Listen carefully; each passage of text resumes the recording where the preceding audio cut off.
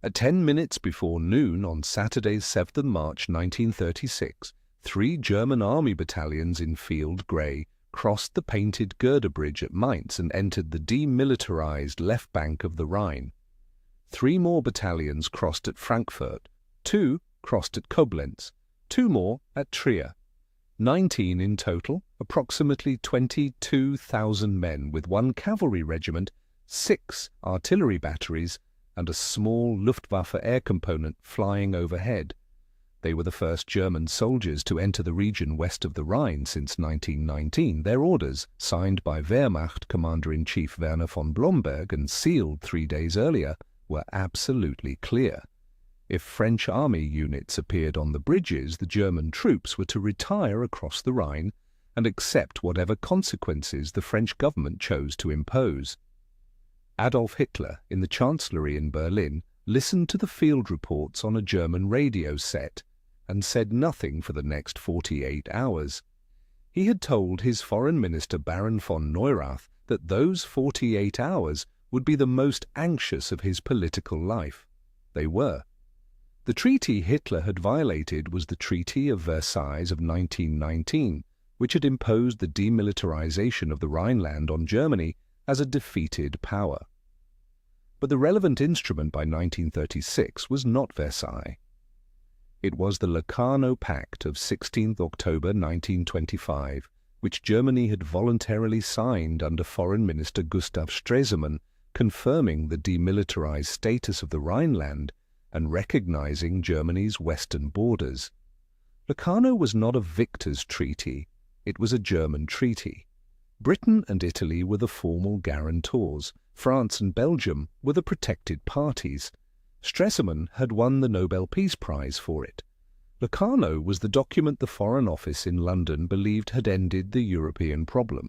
The French General Staff knew on Saturday morning that they had a window of perhaps 4 to 6 days to reverse the German action.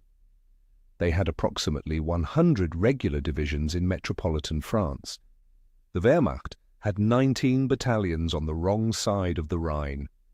The German army of March 1936 was still in the middle of its rearmament program and had perhaps 12 operational divisions in total, almost all of them east of the Rhine. The French army could have driven the German battalions back across the river in less than a week. The French General Staff calculated that any such action would require the order of general mobilization.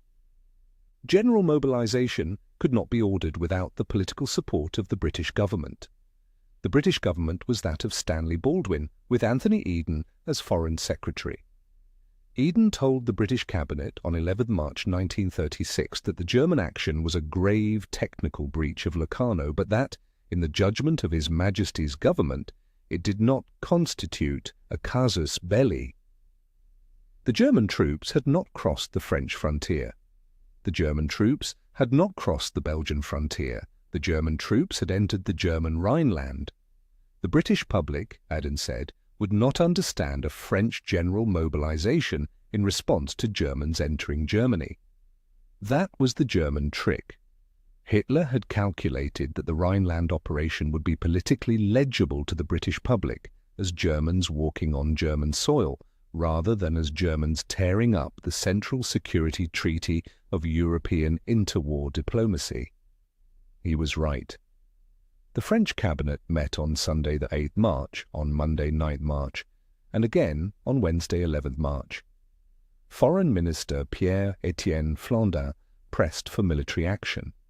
Prime Minister Albert Sarraut, head of the caretaker government in the middle of a French election cycle, declined. The French government issued a strong diplomatic protest, requested an emergency meeting of the Locarno powers, and ordered no military movement of any kind. The League of Nations Council met in London between 14 and 24th March, condemned Germany formally, and proposed a multilateral negotiation that would replace Locarno with a new arrangement. Germany declined to participate. The condemnation produced no enforcement.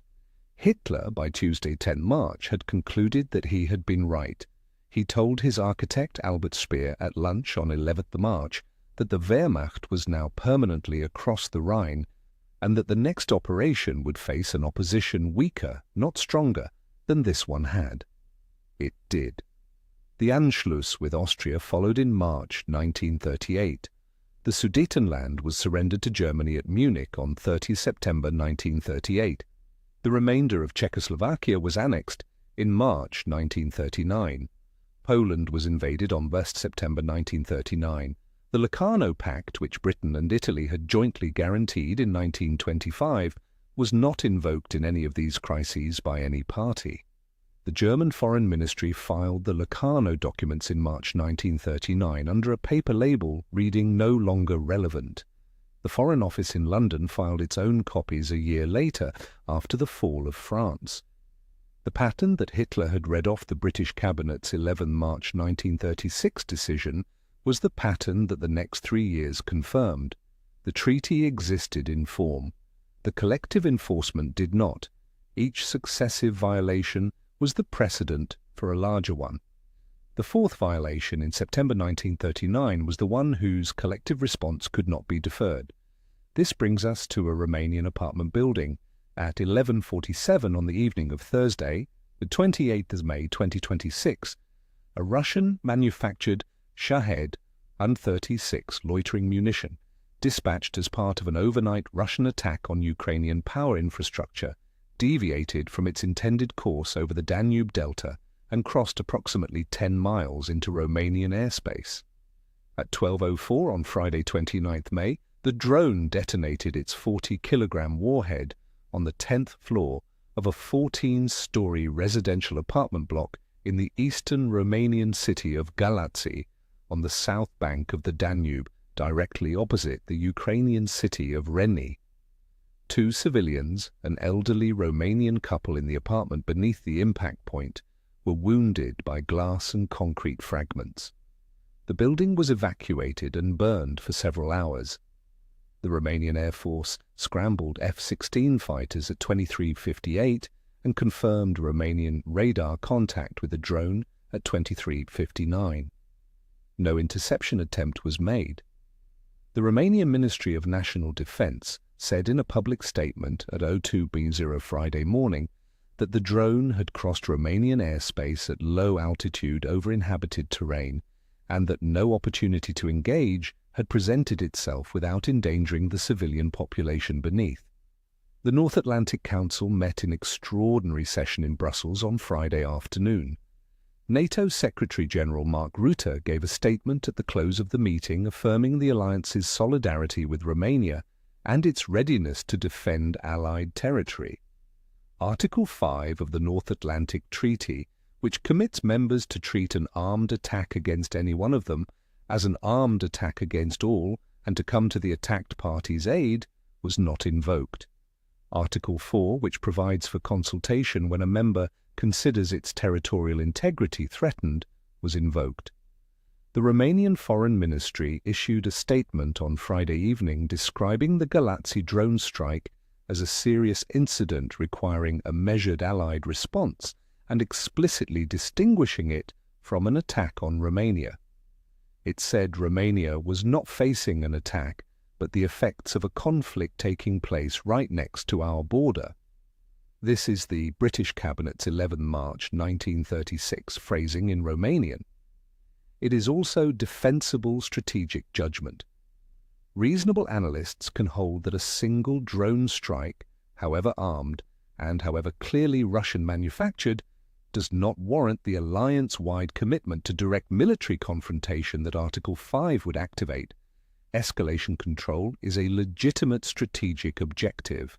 Article 5 has never been invoked by NATO except once, by the United States in September 2001 against a non-state actor. The threshold for invocation is appropriately high, but the historical lesson of the Rhineland is that the threshold for invocation is the precedent. Future violators will calibrate their behavior against last week's NATO response. The next Russian munition that lands inside a NATO member's residential building will know in advance that the Galați strike did not trigger Article 5. The one after that will know what neither of these triggered. The casus belli is what a treaty's members decide to call one. Locarno did not fail because its language was unclear or its guarantors were absent. It failed because in March 1936 the people who had signed it concluded that the violation was not the kind of thing a treaty was for. The 48 hours that Hitler considered the most anxious of his political life were the hours during which he discovered that they were not.